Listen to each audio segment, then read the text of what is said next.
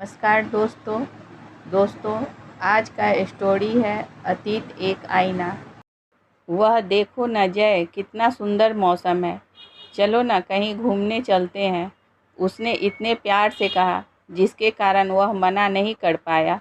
और अगले आधे घंटे में उसकी चमचमाती BMW शहर की चौड़ी सड़कों पर दौड़ रही थी। फरवरी महीने में गिरती बर्फ़ को देखकर वह बच्चों की तरह खिलखिला रही थी और वह एक टक उसकी आंखों में देखकर मुस्कुरा रहा था। अचानक उसने कहा, जय मुझे आइसक्रीम खानी है, मेरे लिए ले आओ ना। उसने बहुत समझाया कि इस समय आइसक्रीम खाने से वह बीमार पड़ जाएगी, मगर ना उसे मानना था न उसने माना। थक हार कर उसे आइसक्रीम लेने जाना पड़ा। आइसक्रीम खाकर बच्चों की तरह खुश होते हुए वह उसके कंधे पर सर रखकर सो गई और आदतन उसे नींद आ गई। सर हम पहुंच गए। ड्राइवर की आवाज़ से उसकी नींद टूटी और वह गाड़ी से बाहर निकल आया। उसके ठीक सामने गर्व से सर उठाए खड़ा था शिवानी मैंसन, उसका बीता हुआ कल, जहां उसने न जाने कितने त्यौहार मनाए थे, न जाने कितनी दफ़ा उसने यहाँ ठोकर खाकर संभलना सीखा था और न जाने कितनी ही रातें आंसू बहाते बिताई थी। उसने शिवानी मैंसन में लगभग हर हफ्ते वह किसी न किसी से धोखा खाकर आता और तब शिवानी मैंसन से इजाज़त मिलती उसे जी भर के रोने की, और वह रोता भी। जब रो धोकर मन कुछ हल्का होता तो वह फिर निकल पड़ता अपने फितूर को पूरा करने, या कहा जाए किसी और से धोखा खाने। यह जो शख्स अभी अभी अपने ड्राइवर के साथ गाड़ी से उतरा है और कोई नहीं, जय ग्रुप ऑफ इंडस्ट्री का इकलौता मालिक जयदीप राठौड़ है। उम्र 29 वर्ष, हल्का सांवला रंग, हल्की दाढ़ी, करीने से सजाए हुए बाल और चेहरे पर गंभीरता उसे आकर्षक व्यक्तित्व का स्वामी बनाते हैं। पहले जय ऐसा नहीं था, कम से कम गंभीरता तो उसके आसपास भी नहीं भटकती थी। एकदम जिंदा दिल और अपने आज में खुश रहने वाला। कल की तो कोई चिंता ही नहीं थी उसे। जय ने लगभग हर क्षेत्र में अपने हाथ आजमाए थे, फिर चाहे वह खेल हो या गुंडागर्दी। बस उसकी एक ही कमजोरी थी, वह किसी को तकलीफ़ में नहीं देख पाता था। उसकी इसी कमजोरी ने उससे उसका सब कुछ छीन लिया और पीछे रह गया काला सन्नाटा, जिसने जय को दिया एक नया आवरण और एक नई पहचान। जय की परवरिश एक भरे पूरे संपन्न परिवार में हुई थी। साधनों की पर्याप्त ने उसे जिद्दी बना लिया, तथापि उसे अमीर बाप की बिगड़ी हुई औलाद कहना दिनकर को दीपक दिखाने जैसा था। इसकी प्रमुख वजह जय के संस्कार थे, जो उसे उसकी दादी से मिले थे। यूँ तो जय ने अपनी दादी की हर बात को मानता था, मगर अपने आखिरी समय में उनके द्वारा कही गई बात उसके लिए पत्थर की लकीर बन गई, और वह बात थी, जहाँ तक हो सके जहाँ लोगों की तकलीफ़ दूर करना। बस तब से उस पर लोगों की मदद करने का भूत सवार हो गया और धीरे धीरे वह उसका जुनून बनता चला गया। उसके साथ वाले दोस्त और रिश्तेदार उसे मूर्ख और पागल समझने लगे थे। एक ऐसा पागल जो बिना सोचे समझे किसी की भी मदद करने को तैयार रहता था। उसके लगभग सभी साथी ज़रूरत पड़ने पर उसके साथ रहते और अपना उल्लू सीधा करके उससे किनारा कर लेते। हर हफ्ते उसे अपने दोस्तों के धोखे का दंश झेलना पड़ता और धोखे की रात कटती। शिवानी मैंसन में इस मैंसन की कहानी भी कम फिल्मी नहीं थी। इसकी इकलौती हकदार थी शिवानी ठाकुर। 5 फुट 5 इंच का कद, दूध जैसा बदन, बड़ी बड़ी गोल आँखें, तीखी नाक, गुलाब की पंखुड़ियों जैसे होठ, दाहिने गाल पर तिल और कमर तक लहराते बाल। हजारों दिलों की धड़कन थी शिवानी। शिवानी के पिता ने उसके 18वें जन्मदिन पर तोहफे में दिया था शिवानी मैंसन, यह कहते हुए कि उनके बाद उनकी बेटी को कोई तकलीफ़ नहीं होनी चाहिए। यूँ तो हजारों आशिक फिदा थे शिवानी पर, मगर शिवानी के दिल पर तो केवल जय राज करता था, और जय के दिल की यदि कोई रानी थी तो वह थी शिवानी। जय की ज़िंदगी में 2 ही लोग थे जिन्होंने उसके फितूर में उसका साथ दिया, एक थी शिवानी और दूसरा मैं। यूँ तो हम दोनों जय के साथ हमेशा खड़े रहते थे, मगर पिछले कुछ दिनों से मुझे उसके इस फितूर से नफ़रत होने लगी थी। मेरे दिल में अनजाना भय घर करने लगा था। उस वक्त बुजुर्गों की कही बात याद आ रही थी कि आने वाला खतरों का पूर्वाभास हमें होता तो है, मगर हम भी उसे समझ नहीं पाते। मैं हर संभव कोशिश करता कि जय को किसी की मदद करने से रोकूं, मगर वह कहते हैं ना, जो होना है वह होकर ही रहता है। हम तो केवल निमित्त मात्र हैं। और फिर एक दिन वह हुआ जिसने जय को पहुंचा दिया सलाखों के पीछे। मुझे आज भी याद है वह मनहूस सुबह, जैसे कल ही की बात हो। उस दिन रविवार था, इसलिए मैं घर पर ही था। अभी मैंने नाश्ता भी नहीं किया था कि मेरे पास शिवानी का फ़ोन आया। उसने बताया कि जय कल रात से जेल के लॉकअप में है। उस पर शहर के मशहूर हीरा व्यापारी पुरुषोत्तम प्रधान की इकलौती बेटी अनीता प्रधान के बलात्कार और उसकी हत्या की कोशिश का आरोप है। यह सुनकर मेरे पैरों तले ज़मीन खिसक गई। मैं जानता था कि जय कभी ऐसा कुछ कर ही नहीं सकता। फिर भी मैं गिरते पड़ते थाने पहुंचा तो देखा जय के परिवार वालों के साथ साथ शिवानी और एक अन्य महिला भी वहीं मौजूद थे। मगर आश्चर्य की बात यह थी कि अनीता के परिवार में से कोई भी वहां पर नहीं था। पहले मुझे लगा जो अन्य महिला यहाँ पर है शायद वही अनीता के घर से आई है, मगर बाद में शिवानी ने बताया कि वह महिला जय की वकील है, कोमल भटनागर। वकील साहिबा ने इंस्पेक्टर से बात की तो मालूम हुआ कि अनीता की हालत नाजुक है और वह शहर के अंबेडकर हॉस्पिटल में भर्ती है। यह सुनकर मेरा माथा ठनका, क्योंकि जितनी मुझे जानकारी थी उसके मुताबिक इस शहर में तो क्या, इसके आसपास भी इस नाम का कोई हॉस्पिटल नहीं था। फिर भी मैंने अपने मोबाइल से गूगल पर सर्च किया तो मेरा शक यकीन में बदल गया। इस शहर में वाकई अंबेडकर नाम का कोई हॉस्पिटल नहीं था। मैंने तुरंत यह बात वकील साहिबा और बाकी सबको बताई। मेरी बात सुनकर इंस्पेक्टर भी सोच में पड़ गया। उसे सोच में डूबा हुआ देखकर मैंने अपनी दूसरी आशंका भी जाहिर कर दी कि यदि अनीता का बलात्कार हुआ है और उसकी हत्या का प्रयास किया गया है तो उसके परिवार वाले थाने क्यों नहीं आए। मेरी इस बात से वह इंस्पेक्टर पूरी तरह प्रभावित नज़र आ रहा था। उसने तत्काल FIR में दर्ज करवाते समय दिए गए मोबाइल नंबर पर फ़ोन लगाया, मगर नंबर आउट ऑफ नेटवर्क बता रहा था। यह देखकर इंस्पेक्टर को समझने में देर नहीं लगी कि जय को एक सोची समझी साजिश के तहत फंसाया गया है। उसने तुरंत कार्रवाई करते हुए जय को माफ़ी मांगकर जेल से रिहा कर दिया। जय के वहाँ से निकलते ही उस इंस्पेक्टर ने किसी को फ़ोन किया और कहा वह जेल से रिहा हो गया है, आगे आप संभाल लेना। इतना कहकर उसने फ़ोन काट दिया। जय सुरक्षित रिहा तो हो गया, मगर उस दिन से सब कुछ बदल गया। उसके चेहरे की सदाबहार मुस्कुराहट का स्थान अब गंभीरता ने ले लिया था। उसकी जुबां गहरी खामोशी की गुलाम हो चली थी। उसकी आंखें किसी को तलाश करती नज़र आती थी और मदद के तो नाम से भी उसे नफ़रत हो गई थी।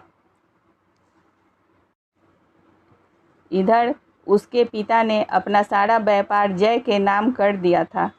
बस वहीं से नींव पड़ी जय ग्रुप ऑफ इंडस्ट्रीज की। व्यापार के रूप में जय को व्यस्त रहने का एक बहाना मिल गया था। उसने स्वयं को काम में काफ़ी हद तक व्यस्त कर लिया था, मगर मेरे और शिवानी के लिए उसके पास हमेशा वक्त रहता था। अभी जय अपने अतीत की कड़वी यादों से उभर नहीं पाया था कि एक शाम उसे एक कॉफ़ी शॉप के बाहर अनीता नज़र आ गई। उसके पुराने जख्म फिर हरे हो गए थे। उस वक्त हम दोनों साथ ही थे। उसके चेहरे के भाव पल पल बदल रहे थे। मैंने जैसे उसे गाड़ी में बिठाया और वहाँ से निकल आया। हम वहाँ से तो निकल आए थे, मगर कुछ जानना था कि उस रात आखिर ऐसा क्या हुआ जिसके कारण जय पर इतना घटिया इल्ज़ाम लगाया गया। यह बात जानने के लिए मैंने गाड़ी शिवानी मैंसन की ओर मोड़ दी। जय को भी अनुमान हो गया था कि क्या होने वाला है, इसलिए उसने भी कुछ नहीं पूछा। शिवानी मैंसन पूछकर मैंने शिवानी को सारी वस्तु स्थिति से अवगत कराया और फिर जय की ओर मुखातिब होकर कहा, बताओ जय, उस रात आखिर ऐसा क्या हुआ जिसकी वजह से तुम्हें जेल जाना पड़ा। पहले तो जय खामोश रहा, मगर जब उसे यकीन हो गया कि आज वह किसी तरह से बात को नहीं टाल सकता, तो उसने सब कुछ बताना ही मुनासिब समझकर कहना शुरू किया। मैं और अनीता 12th क्लास तक साथ पढ़े हैं, इसी वजह से हमारी जान पहचान है। अनीता की माँ चाहती थी कि हम दोनों की शादी हो जाए, मगर ना तो मुझे अनीता पसंद थी और ना ही मेरे परिवार को। लिहाजा हमने इस रिश्ते को विनम्रतापूर्वक अस्वीकार कर दिया। एक दिन शाम के लगभग 7 बजे मेरे पास अनीता का फ़ोन आया। उसने मुझे बताया कि वह एक बहुत बड़ी मुसीबत में फंस गई है। एक दोस्त होने के नाते क्या मैं उसकी मदद करूंगा? मैंने उसे मदद करने का आश्वासन दिया और बिना किसी को बताए मैं उसके घर जा पहुंचा। जब मैं उसके घर पहुंचा तो मैंने देखा घर पर अनीता अकेली है, मगर उस वक्त मैं इस बात को नज़रअंदाज कर गया। बाद में मुझे मालूम हुआ कि उन दिनों अनीता का पूरा परिवार हफ्ते भर के लिए शहर से बाहर गया हुआ था। अनीता ने मुझे अपने घर में सोफे पर बिठाया और कहा, पहले जूस पी लो, फिर बात करते हैं। उस वक्त उसके चेहरे की कातिलाना मुस्कुराहट का राज मैं जान न सका, अन्यथा यह सब कभी न होता। जूस पीने के कुछ देर बाद अचानक मेरी आंखें बंद होने लगी। इससे पहले कि मुझे कुछ समझ आता मैं बेहोश हो गया। जब मुझे होश आया तो मैंने खुद को हवालात में पाया। आगे तो तुम सब जानते ही हो। इतना कहकर जय तो चुप हो गया, मगर मेरे शैतानी दिमाग में एक नई मगर बहुत घातक योजना जन्म ले चुकी थी। 15 दिन बाद आज पूरे समाचार जगत में अटकलों का बाजार गर्म था। पत्रकारों का एक विशाल समूह प्रतीक्षा कर रहा था उस खबर की जिसे सबसे पहले प्रकाशित करने की होड़ लगी हुई थी। वह कहते हैं ना कि अमीरों की छींक भी आ जाए तो ब्रेकिंग न्यूज़ बन जाती है, मगर यहाँ मामला कुछ और ही था। वकीलों का एक समूह उनके घर पर मौजूद था। वे आपस में मंत्रणा कर रहे थे कि कैसे इस समस्या से निजात पाया जाए। दरअसल शहर के मशहूर हीरा व्यापारी पुरुषोत्तम प्रधान, जिनका जिक्र पहले ही किया जा चुका है, इनके घर आज कोर्ट से नोटिस आया था और सभी यह जानने को बेताब थे कि आखिर कोर्ट के नोटिस में है क्या। इधर हम बड़े चैन से तमाम गतिविधियों पर अपनी पैनी नज़र रखे हुए थे और उधर प्रधान निवास में अनीता के होश फाख्ता थे। उसने तो सपने में भी नहीं सोचा था कि उसका मजाक उस पर इस कदर भारी पड़ेगा। वह तो यह सोच कर ही भयभीत हो रही थी कि यदि उसकी यह घिनौनी हरकत दुनिया के सामने आ गई तो क्या होगा? कैसे वह अपने पिता का सामना करेगी? कैसे उन्हें अपनी शक्ति दिखाएगी? यही सब लोग कर उसके सर में दर्द होने लगा था और मैं बड़े इत्मीनान से प्रधान परिवार के अगले कदम की प्रतीक्षा कर रहा था। आखिर यह चक्रव्यूह मैंने ही तो रचा था। उस दिन जब जय ने मुझे और शिवानी को सब कुछ बताया, तभी मैंने तय कर लिया कि अनीता भविष्य में किसी और के साथ ऐसा कुछ ना करे। इसके लिए उसे एक कठोर सबक देना ज़रूरी है। मैंने जय और शिवानी को अपनी योजना समझाई और खटखटा दिया कोर्ट का दरवाज़ा, क्योंकि मैं IIB जैसी कानूनी डिग्रियों का धारक था और गत 3 वर्षों से वकालत के पेशे में था। अतः पुरुषोत्तम प्रधान के घर अनीता के नाम कानूनी नोटिस भिजवाने में मुझे ज़्यादा मशक्क़त नहीं करनी पड़ी। उस नोटिस का मुख्य हुजूम कुछ यूँ था: द केस ऑफ मैन हनी has been filed by the accused Jagdeep Rathore against the false charge of rape by the only daughter Anita Pradhan of Purushottam Pradhan, and DNA test has also been demanded so that the truth can be known। पुरुषोत्तम प्रधान की इकलौती बेटी अनीता प्रधान द्वारा लगाए गए बलात्कार के झूठे आरोप के विरुद्ध अभियुक्त जयदीप राठौड़ द्वारा मानहानि का मुकदमा दायर किया गया है तथा DNA परीक्षण की भी मांग की गई है, जिससे सच्चाई ज्ञात की जा सके। उधर प्रधान निवास में कोर्ट का नोटिस पहुंचा और इधर मेरे कहने पर शिवानी ने सभी टीवी चैनल को खबर कर दी कि प्रधान निवास में कुछ बहुत बड़ा होने वाला है। शिवानी द्वारा सूचना पाकर सभी टीवी चैनल के रिपोर्टर प्रधान निवास के बाहर इकट्ठा थे और इंतज़ार कर रहे थे किसी के बाहर आने का।